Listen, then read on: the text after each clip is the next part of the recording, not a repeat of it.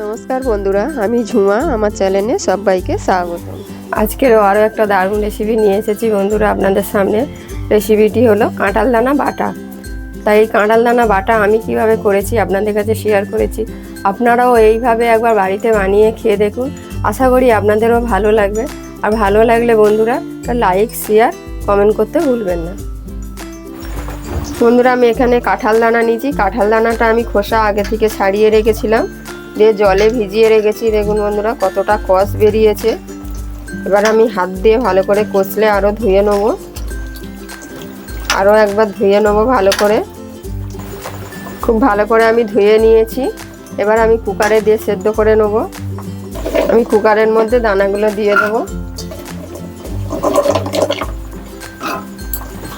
আমি অল্প হলুদ দিয়ে দেবো, 1 চামচ নুন দিয়ে দেবো, অল্প আমি সর্ষের তেল দিয়ে দেবো, বেশ কিছুটা আমি এবার জল দিয়ে দেবো, যাতে দানাগুলো একদম ডুবে যায় সেইভাবে জলটা দিতে হবে। দিয়ে আমি মুখটা আটকে দেবো। গ্যাস অন করে দিয়েছি। আমি গ্যাসটা এখন খুব জোরেই দিয়েছি, 3টে জোর আঁচে আমি সিটি দিয়ে নেব। বন্ধুরা, আমি ভুলে গিয়েছিলাম, ঢাকনিটা খুলে একটা গোটা আমি আলু বড় সাইজের দিয়ে দেবো। দিয়ে এবার আমি আটকে দেব। বন্ধুরা, আমি 3টে সিটি দিয়ে বন্ধ করে দিয়েছিলাম। ঠান্ডাও হয়ে গেছে। আমি এখন ঢাকনিটা খুলে নেব। জলটাকে আমি ছেঁকে নেব। আমি একটা ঝুড়িতে জলটাকে ছেঁকে নিচ্ছি, সবকটা ঢেলে দেবো ঝুড়ির মধ্যেই। দানাগুলোর মধ্যে আমি অল্প ঠান্ডা জল দিয়ে আরেকবার ধুয়ে নেব।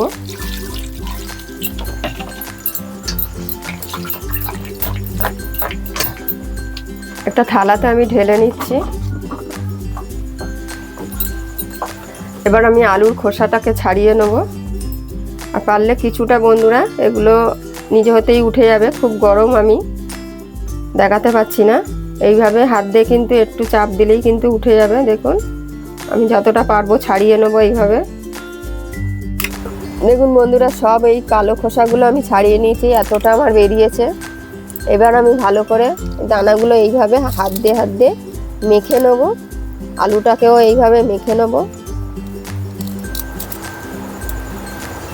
খুব ভালো করে এইভাবে আগে হাত দিয়ে আমি চটকে নেব, মানে দানা দানা না থাকে। তাহলে দানা দানা থাকলে খেতে ভালো লাগবে না।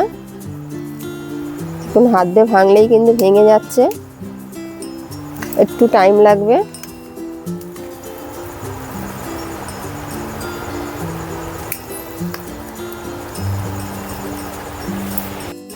বন্ধুরা, আলুটা ভালো করে মেখে নিয়েছিলাম। দানাগুলো ভালো করে মেখে নেওয়ার পর যেগুলো শক্ত শক্ত আছে সব দানাগুলো নিয়ে আমি এখন একটা মিক্সার বাটি নিয়েছি। মিক্সার বাটির মধ্যে সব দিয়েছি। অল্প একটু আমি জল দিয়ে দিয়েছি, আরও অল্প একটু আমি জল দেব। দিয়ে আমি এটাকে ভালো করে বেটে নেব। দানাগুলো আমি ভালো করে মিক্সড করে নিয়েছি, মানে একদম মিহি করে নিয়েছি। মিক্সিতে আমি বেটে নিয়েছি। দেখুন খুব সুন্দর হয়ে গেছে। কিন্তু এবারে এটা আমি আর বাটবো না, কেন এটা একদম আলু সেদ্ধ হয়ে গেছে। আর কাঁঠাল দানাগুলো আমি ভালো করে বেটে নিয়েছি। পুরো কড়াই বসিয়েছি আমি। কড়াতে আমি সর্ষের তেল দেবো। তেলটা আপনারা পরিমাণ মতন দেবেন। এখানে 3টে শুকনো লঙ্কা দিয়েছি। শুকনো লঙ্কাটা আমি ভালো করে ভেজে নেব। শুকনো লঙ্কার মধ্যে আমি কিছুটা কারি পাতা দেবো। কারি পাতাটাও আমি ভালো করে লঙ্কার সাথে ভেজে নেব। লঙ্কা আর পাতা আমার ভাজা হয়ে গেছে। লঙ্কা পাতা আমি এখন তুলে নেবো একটা প্লেটে। তেলের মধ্যে আমি আরও কিছুটা তেল দেব।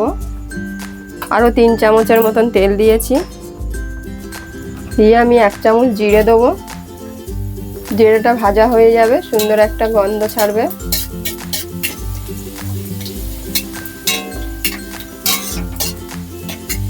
দেখুন জিরেটা কালার এসে গেছে, লাল হয়ে গেছে।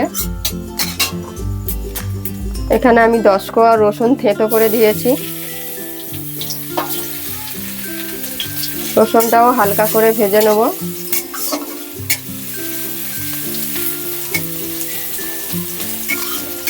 রসুনটাও কিছুক্ষণ ভেজে নিয়েছি। এখানে 1 মুঠো আমি চীনা বাদাম নেব, একই সাথে বাদামটাও ভেজে নেব। রসুন আর বাদাম আমার ভাজা হয়ে গেছে। এবার আমি একটা মিডিয়াম সাইজের পেঁয়াজ দিয়েছি, দিয়ে একই সাথে আমি ভেজে নেব। গ্যাসটা আমি এখন মিডিয়াম করে দেবো।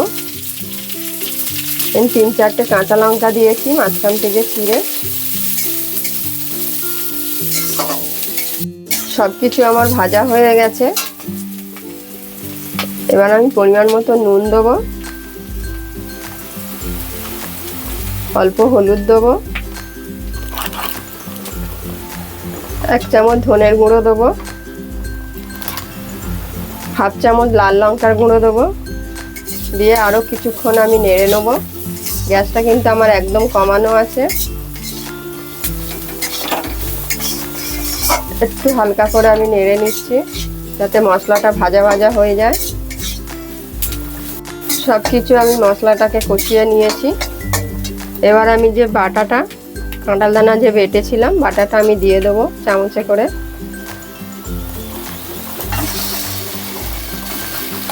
থালার যে মাখাটা ছিল আলু মাখাটা সেটাও আমি দিয়ে দিচ্ছি।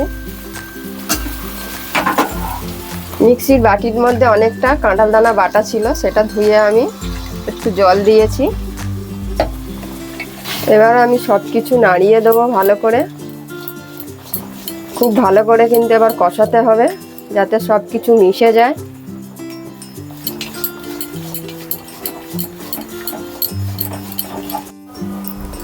বন্ধুরা, জলটা অনেকটা শুকিয়ে গেছে। যতটুকু জল দিয়েছি সেই জলটা একদম শুকনো করে নিয়েছি। কারি পাতা আর যে লঙ্কাটা আমি ভেজে তুলে নিয়েছিলাম এটাকে আমি এখন গুঁড়ো করে নেব। লঙ্কাটা খুব ভালো করে আমি গুঁড়ো করে নেব।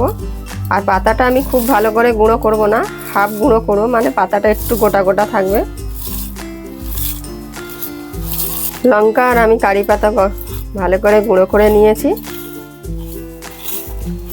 সবশেষে লঙ্কা আর কারি পাতা গুঁড়োটা আমি দিয়ে দেবো।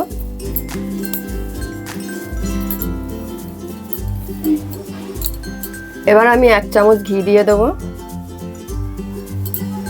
সব কিছু দেওয়ার পর আমি এবার আরো ভালো করে মিক্সড করে নেব। খুব ভালো করে মিক্সড করার পরে কিন্তু একদম রেডি হয়ে যাবে। গরম গরম ভাতের সাথে কিন্তু দারুণ লাগবে বন্ধুরা। এই কাঁঠাল দানার বাটার রেসিপিটি কেমন হয়েছে অবশ্যই কমেন্টে জানাবেন। আর আপনারাও এইভাবে একবার বাড়িতে কাঁঠাল দানা বেটে খেয়ে দেখুন, আশা করি আপনাদের ভালো লাগবে। আর ভালো লাগলে বন্ধুরা একটা লাইক শেয়ার কমেন্ট করতে ভুলবেন না।